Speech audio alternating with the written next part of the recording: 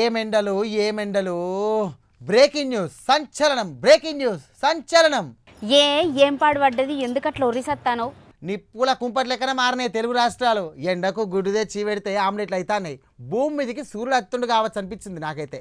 అమ్మా ఉమా కొడుక, అమ్మా ఆ సూర్యుడు భూమి దగ్గరికి ఏం రాలే. అమ్మా ఎండలు మండిపోతున్నాయి. అవును కానీ బావా, నేనంటే ఎండలకు తిరుగుతానా? నువ్వు కూర్చున్నది ఏసీలనే కదా, నీ ముఖమైంది ఎర్ర కోతి లెక్క అయింది. నా ముఖం పక్కన పెట్టు, దేశంలో అందరు కొలువులు తీసేస్తాందట కానీ నిజమేనా? అవు గీ ఏఐ చేయబట్టి ఉద్యోగాలు పోవడేమో కానీ మా బాస్ ఇచ్చే కోడిని ఇంకా ఏఐ సూతం చేస్తలేదా అంటుంది మా అక్క. ఇక సిస్టమ్ షట్ డౌన్ చేసి ఇంటికి పోయిందట. ఈ కొలువులేమో కానీ ఎండలకన్నీ బంద్ పెట్టి ఇంట్లోనే కూర్చోబుద్ది అవుతుంది. బుక్కడంత బువ్వ ఉంటే చాలు అనిపిస్తుంది నాకైతే. బయట అడుగు పెడితే జనాలు మాడి మసైపోతున్నారు ఎండకి. ఈ రోడ్లేమో కర్ఫ్యూ వచ్చినట్టు మొత్తం ఖాళీ చేసినారు.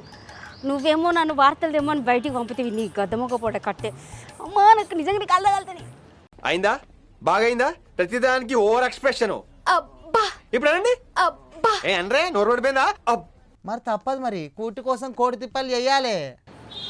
జనాలందరూ ముచ్చట ఎందుకు కానీ నేను రాంగా పాపం ఈడి మీద ఉన్న పిల్లగాడే ఎండకి ఎంత హైపత్ అయ్యిండో. ట్రాఫిక్ పడ్డదా ఆగిండు పాపం. కొద్దిసేపు కూడా నిలుసోలే. ట్రాఫిక్ రూల్స్ అన్నీ మర్చిపోయి చెట్టు కింద పోయి నిలుస్తున్నాడు. మరి ట్రాఫిక్ పోలీస్ చలాన్ వేయలేదా? ఆ పోలీస్ అయిన సుతం ఎండకి తట్టుకోలేక బూత్ లోపల దాక్కున్నాడు పాపం. ఏమండలు ఏం కథ, చూసేటట్టున్నదా నడిచేటట్టున్నదా? అయ్యా అంత దారుణంగా ఉందా? మరి ఎండల నుంచి తప్పించుకోనికి జనాలు ఏమైనా చిట్కాలు వాటిస్తాను రాలేదా? చిట్కలా మా అన్న పాటించేటోళ్ళు వాటిస్తే కొందరైతే నీళ్లు సుతం తాగుతలేరు. అందుకే కనిపించిన వాళ్ళందరికీ నీళ్లు తాగురి జ్యూస్ తాగురి అని చెప్పుకుంటా వస్తానా. ఓ అన్న నీళ్ళు అవుతావా? అబ్బా వాడతాలే అంటే నువ్వు జనాలతోటి ముచ్చలు పెడతారా వాయే. సరే కానీ ఏమండి తెచ్చినావు? ఇంట్లో పోయి తింటా చెప్పు.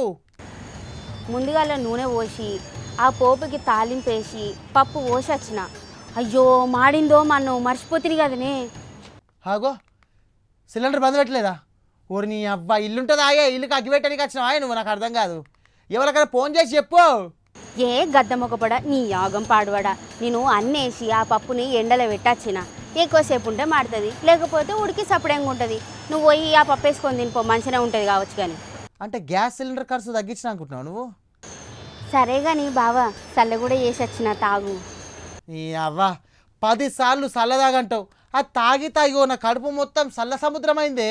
ఈ అవ్వ నడత చాలు లబలబా అంటుంది. అవుగాని మొన్న ఊటీకి పోదామని ఎవరికో ఫోన్ చేసినావాట, నాకు తెలిసింది ముచ్చట. ఏంది కథ? నీ అవ్వ గంతగానం పైసలు మనతాడేరున్నాయి. అయినా మనుగానికి ఊటీ అని చెప్పింది నిజంగానే ఊటీ గురించి కాదు. గీ ఆడతలు చెప్పంగా అంటే ఏసీ ఉండే ఇంట్లో లేదు కదా, గందుకే ఫ్రిడ్జ్ దగ్గర ఓపెన్ చేసి పెట్టుకుంటే గదే ఊటీ. గందుకనే రమ్మన్నాన్ని. మొత్తం మీద ఫ్రిడ్జ్ ముందర ఊటీ అంటావు. సరే కానీ ఎండ మస్తు కొడుతుంది. నేను కూడా జరంత చల్లగా ఏమన్నా జ్యూస్ తాగా వచ్చి ఫ్రిడ్జ్ ముంగల కూర్చొని కడమ వార్తలు చెప్తా. నువ్వు పోయిగా అన్న కొంచెం చూసి.